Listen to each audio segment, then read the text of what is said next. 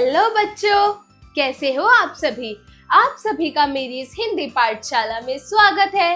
तो बच्चों, आज मैं आपके लिए एक मजेदार सी कहानी लाई हूँ। पता है किसकी कहानी? बजर बट्टू। मैं आज आप लोगों के लिए बजर बट्टू की कहानी लाई हूँ। तो चलिए शुरू करते हैं। अध्याय 8, बजर बट्टू कहानी, अध्ययन से पूर्व। तो बच्चों, यहाँ पर आपको एक चित्र दे रखा है। आपको इस चित्र से क्या समझ आ रहा है? इस चित्र में क्या क्या चीजें दिखाई हुई हैं? तो बच्चों, इस चित्र में एक बजर बट्टू जो अक्सर किसान लोग खेतों में लगाते हैं अपनी फसल को पक्षियों से बचाने के लिए। तो यहाँ पर एक लड़का पूछ रहा है, यह कौन खड़ा है? ये क्या करता है यहाँ खड़ा होकर?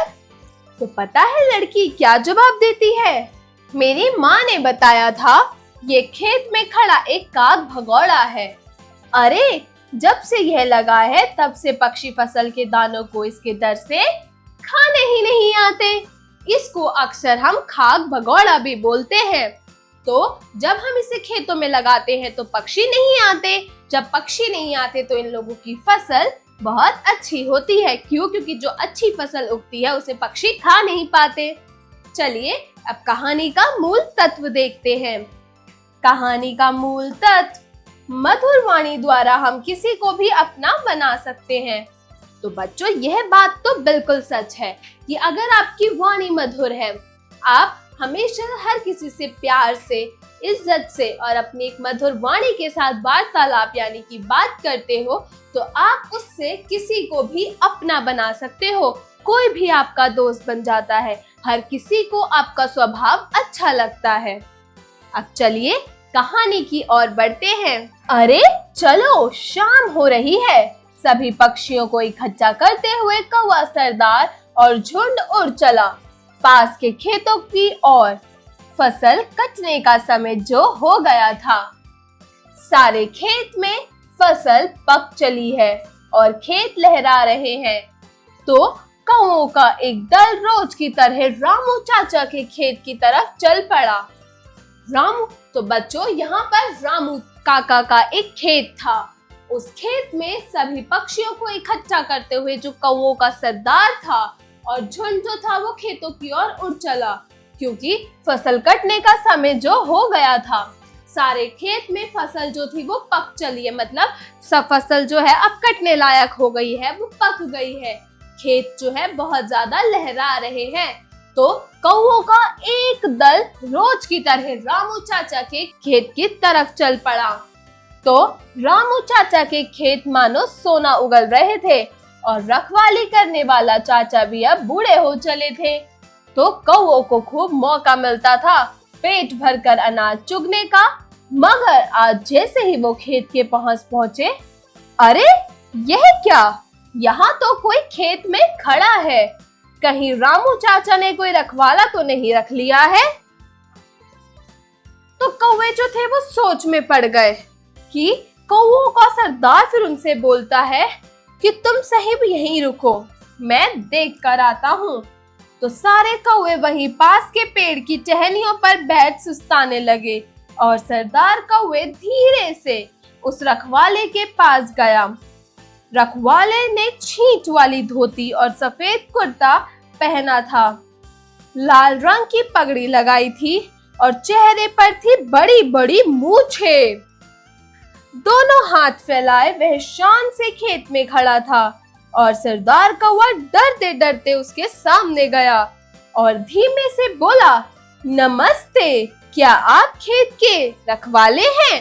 तो रखवाले ने घूर कर उसे देखा और बोला, मैं हूँ बजर बट्टू, इस खेत का नया रखवाला। लोग मुझे काग भगौड़ा भी कहते हैं।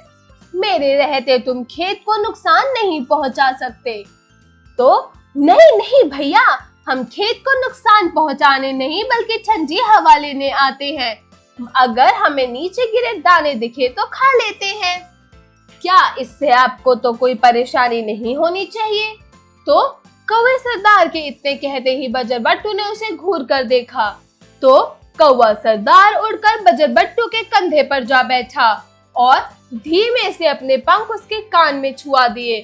तो बजरबट्टू को गुदगुदी होने लगी और वह मुस्कुरा दिया। तो कौवे सरदार ने पूछा, तो हम खा लें थोड़े से दाने? तो पता है बजरबट्टू क्या कहता है?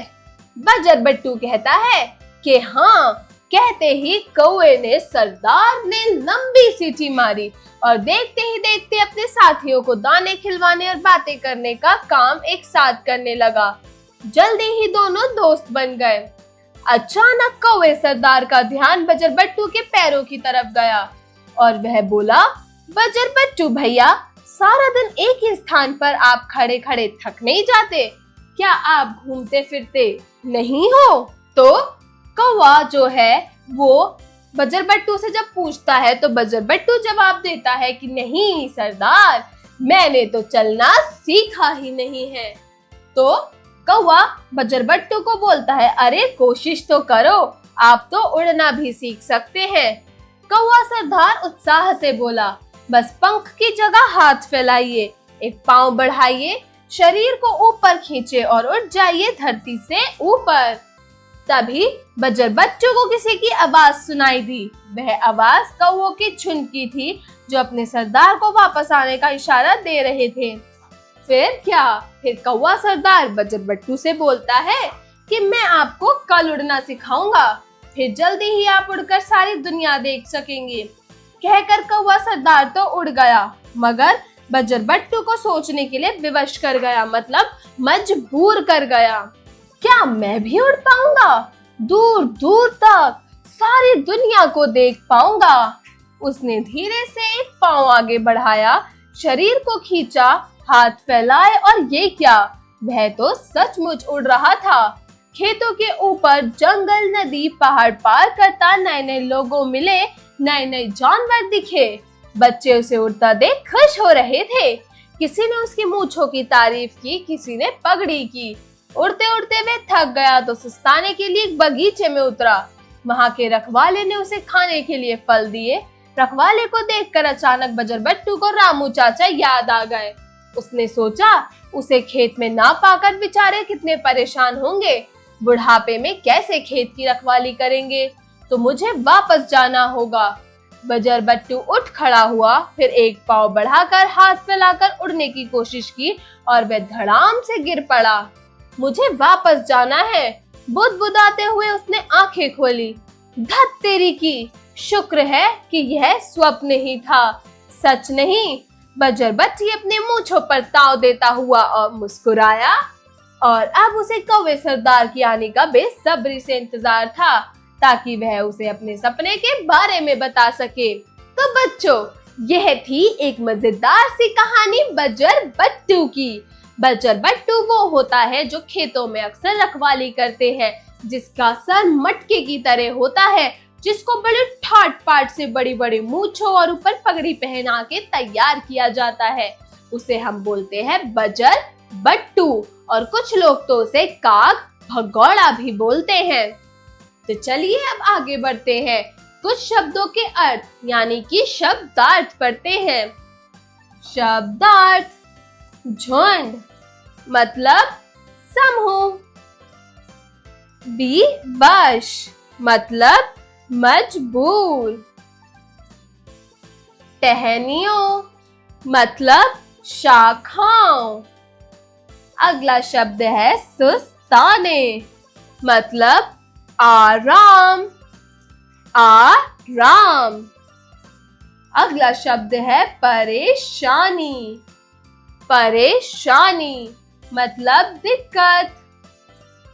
उससे अगला शब्द है कोशिश मतलब प्रयास, इशारा मतलब संकेत।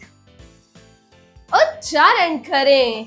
तो बच्चों, यहाँ पर आपको कुछ शब्द दिए गए हैं जिनका आपको सही सही उच्चारण करना है। तो चलिए मेरे साथ इन शब्दों का उच्चारण करना शुरू कीजिए। पहला शब्द क्या है? कुर्ता, कुर्ता। दूसरा शब्द है मूछे, मूछे। तीसरा शब्द है बजर बट्टू। बजर बट्टू। उससे अगला शब्द है बढ़ाइए। बढ़ाइए। बढ़ाइए। उससे अगला शब्द है बुदबुदाते। बुदबुदाते।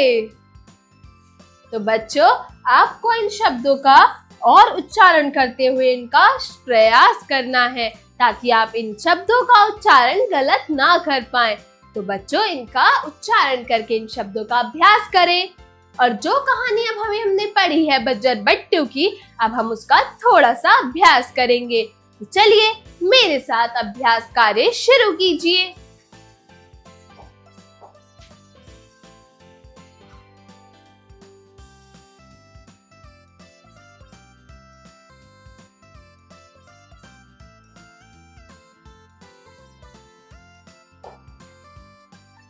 अभ्यास कार्य। जरा बोलिए। Speaking skills. प्रश्न 1, दिए गए प्रश्नों के उत्तर बताइए। तो बच्चों, यहाँ पर आपको कुछ प्रश्न दिए गए हैं जिनके आपको सही सही उत्तर बताना है। तो चलिए शुरू करते हैं।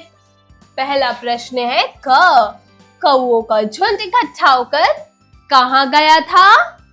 Very good. कौओं का झुंड इकट्ठा होकर रामू चाचा के खेत में गया था। अगला है खेत में क्या लहरा रही थी? Very good. खेत में फसल लहरा रही थी। अगला है कौओं को खेत में कौन खड़ा दिखाई दिया? कौन था? बजर बट्टू। बजर बट्टू। कौओं को खेत में बजर बट्टू खड़ा दिखाई दिया। अगला है बजर बट्टू स्वप्न में कहाँ पहुंच गया था? कहाँ था? Very good. बजर बट्टू स्वप्न में रामू चाचा के खेत से बहुत दूर एक बगीचे में उतर गया था। अगला है जरा लिखिए। Writing skills. प्रश्न 2, दिए गए प्रश्नों के उत्तर लिखिए। तो बच्चों, आपको यहाँ कुछ प्रश्न दिए गए हैं जिनका आपको सही सही उत्तर लिखकर बताना है। तो चलिए शुरू करते हैं। पहला है कौओं का झुंड कहाँ और क्यों जा रहा था? Very good.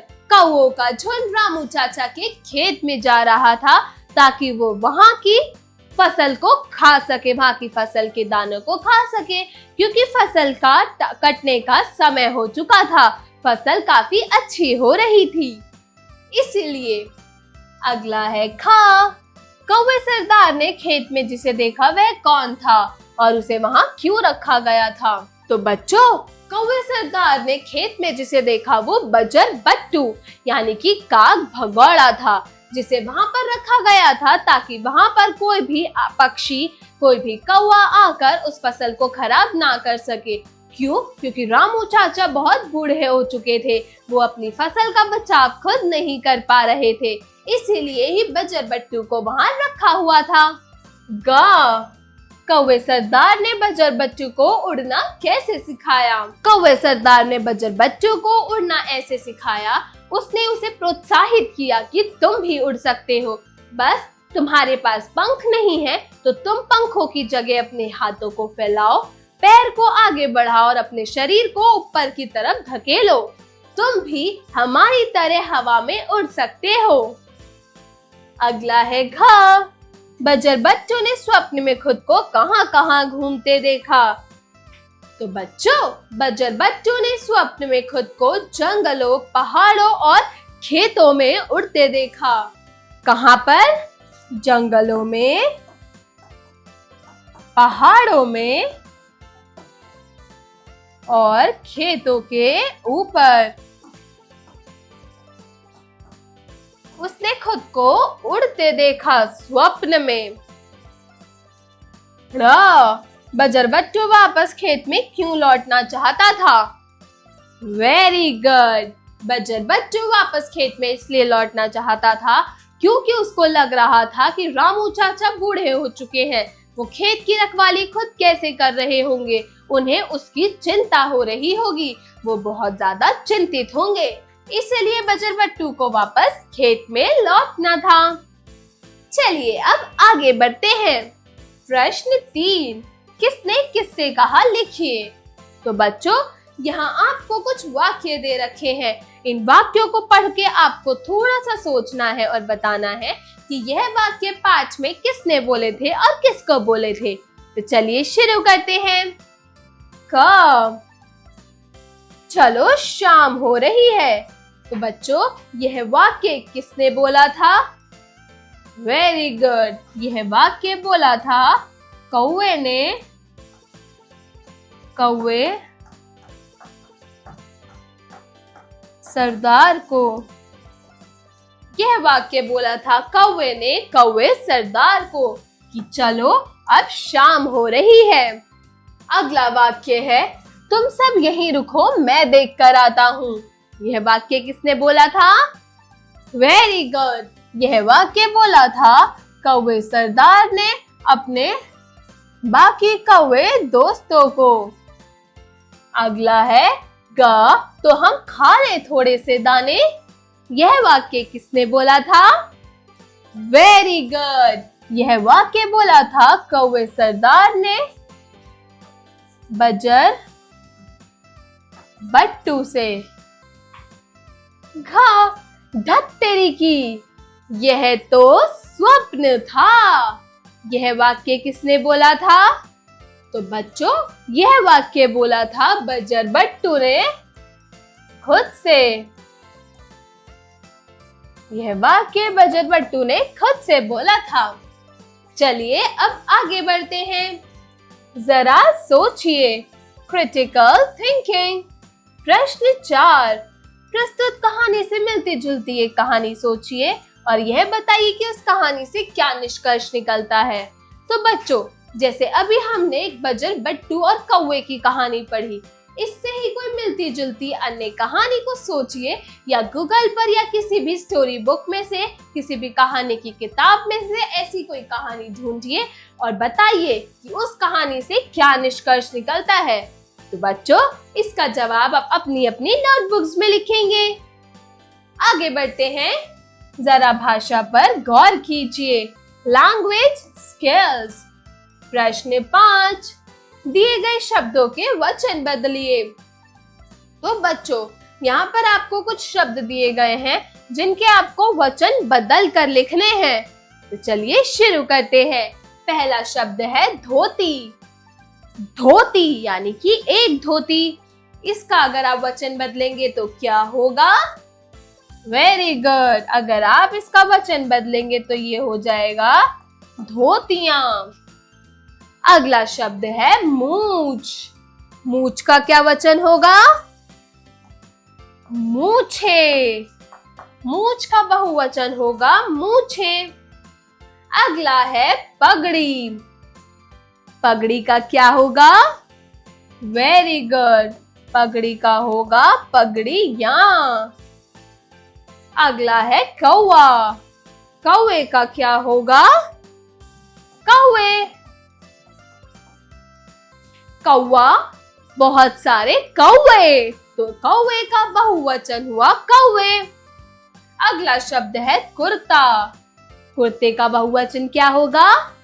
वेरी गुड, कुर्ते। अगला और आखिरी शब्द है माता। माता का बहुवचन क्या होगा?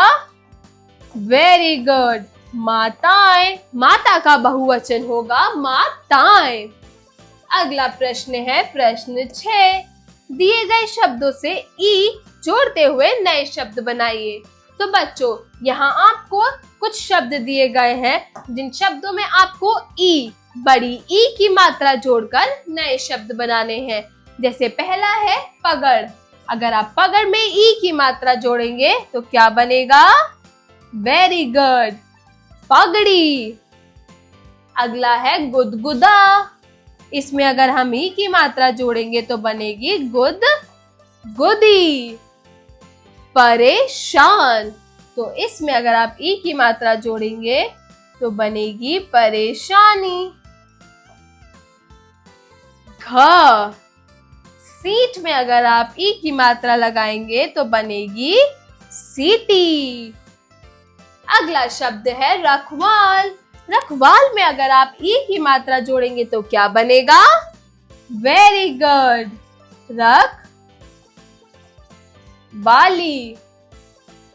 अगला शब्द है मार। मार में अगर आप ई की मात्रा जोड़ेंगे तो क्या बनेगा? मारी। क्या बनेगा? मारी। चलिए अब अगले प्रश्न की ओर बढ़ते हैं।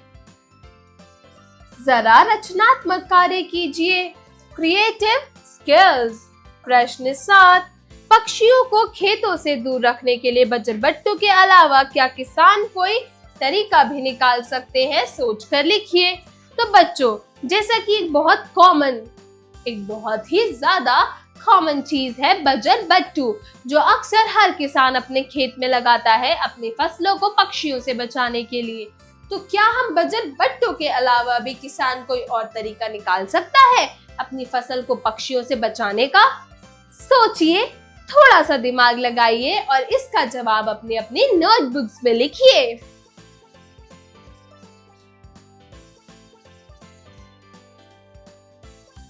आगे बढ़ते हैं। अगला है जरा दिमाग लगाइए, ब्रेनस्टॉर्मिंग एक्टिविटी। प्रश्न 8, बजरबट्टू बनाने के लिए हमें जिन वस्तुओं की आवश्यकता पड़ेगी उन पर गोला लगाइए। तो बच्चों, यहाँ पर आपको कुछ वस्तुएं दे रखी हैं। बजरबट्टू कैसे बनता है आपको ये बताना है कि बजरबट्टू बनाने के लिए किस किस चीज की आवश्यकता पड़ेगी। चलिए देखते हैं। सूखी घास। तो क्या बजरबट्टू बनाने के लिए सूखी घास की जरूरत पड़ती है? हाँ, हमें बजरबट्टू बनाने के लिए सूखी घास की जरूरत पड़ती है, तो हम इस पर गोला लगाएंगे। अगला है कपड़े। कपड़ों की जरूरत पड़ती है? हाँ, तो हम इस पर भी गोला लगाएंगे। अगला क्या है? मटका। क्या मटके की जरूरत पड़ती है? हाँ, बजरबट्टू का चेहरा हम मटके से ही तो बनाते हैं, इसीलिए बजरबट्टू बनाने के लिए हमें मटके की जरूरत होती है, तो हम मटके पर भी गोला लगाएंगे। अगला शब्द है रस्सी। क्या रस्सी की जरूरत पड़ती है? हाँ, तो हम रस्सी पर भी गोला लगाएंगे। अगला शब्द है पक्षी। पक्षी की जरूरत हमें बजरबट्टू बनाने के लिए नहीं पड़ती, तो हम इस पर गोला नहीं लगाएंगे। अगला है दाने। नहीं, हमें बजरबट्टू बनाने के लिए दानों की जरूरत भी नहीं पड़ती। अगला शब्द है पानी। क्या हमें पानी की जरूरत पड़ती है? नहीं, बजरबट्टू बनाने के लिए हमें पानी की जरूरत भी नहीं पड़ती। अगला शब्द है मुकुट। मुकुट। क्या हमें पक्षी को से भगाने के लिए जो हम बजरबट्टू बनाते हैं उसके लिए हमें मुकुट की जरूरत पड़ती है? नहीं, तो हम इस पर भी गोला नहीं लगाएंगे। अगला शब्द है कीले। नहीं, हमें कीलों की जरूरत भी नहीं पड़ती। और नल। नल की जरूरत भी हमें बजरबट्टू बनाने के लिए नहीं पड़ती, तो हम इस पर भी गोला नहीं लगाएंगे। चलिए अब आगे बढ़ते हैं। जरा रंग भरिए, आर्ट इंटीग्रेटेड एक्टिविटी। प्रश्न 9, बजरबट्टू का चित्र बनाकर रंग भरिए एवं उसे एक नया नाम भी दे। तो बच्चों, यहाँ पर आपको एक स्पेस दे रखा है, इसमें आपको बजरबट्टू की एक प्यारी सी चित्र को बनाना है और उसमें प्यारा सा रंग भरना है अपनी अपनी बुक्स या नोटबुक्स में। अगला है जीवन कौशल एवं मूल्य पूरक प्रश्न, life skills and value based questions. प्रश्न 10, मृदुभाषी होने के अलावा और क्या तरीके हो सकते हैं जिसके द्वारा हम दूसरों के हृदय में अपनी पहली छवि बना पाएंगे? कक्षा में चर्चा करते हुए लिखिए।